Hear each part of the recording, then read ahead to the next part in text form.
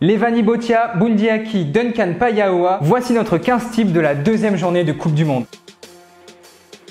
Il n'a joué que 41 minutes face au Tonga, mais sur ces 41 minutes, Andrew Porter a été hyper actif. 19 mètres gagnés balle en main, 3 courses, mais on retiendra surtout ses 3 franchissements. Il a été un élément important dans la victoire difficile des Gallois contre les Portugais. En plus de son essai juste avant la mi-temps, Dewi Lake a réussi ses 11 plaquages et a dominé les mêlées grâce à sa puissance.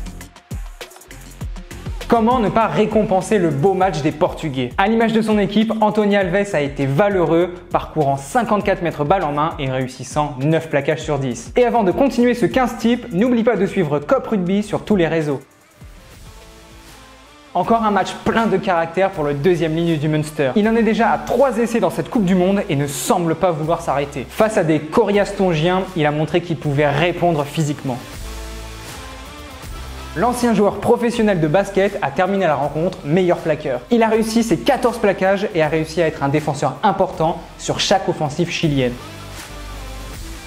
Pour la deuxième fois, Courtney Lawes apparaît dans notre 15. Et cette semaine encore, il a été le joueur le plus combatif dans les rucks. Il a même inscrit un essai à la 56e avant de laisser sa place quelques minutes plus tard. Tous les Rochelais l'adorent. Le troisième ligne a fait un match de patron, 14 plaquages, 3 turnovers gagnés et 2 offloads. Il est l'un des hommes clés de la victoire historique des Fidjiens face aux Australiens. Il a su ralentir les libérations adverses et être très habile balle en main. Il est auteur de 10 plaquages, 7 courses et 3 franchissements. Mais surtout, il a fait partie de la fête irlandaise en marquant un essai à la 27e minute. Il a inscrit un triplé en 24 minutes. C'est le deuxième triplé le plus rapide de l'histoire de la Coupe du Monde. Le record est d'ailleurs détenu par lui-même. Le demi-mêlée de Montpellier a fait exploser la défense roumaine, surtout en première mi-temps.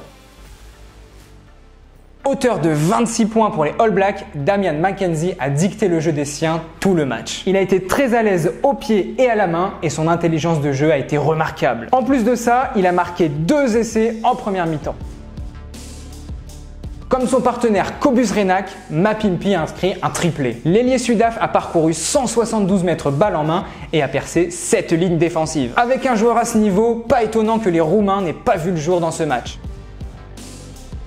L'homme du match face aux Australiens. Il a été ultra précieux. 61 mètres gagnés, 9 plaquages et 5 défenseurs battus. Il a aussi mis constamment son équipe dans l'avancée. C'est d'ailleurs lui qui a inscrit le seul essai du match, l'essai de l'exploit fidjien.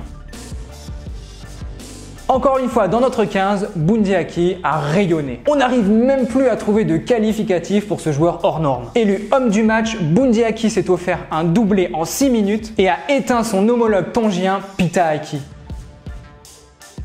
Il a marqué le premier essai des siens à la 9e minute et a lancé son équipe. Son activité en attaque a été remarquable, 89 mètres gagnés, 8 courses et 7 lignes franchies.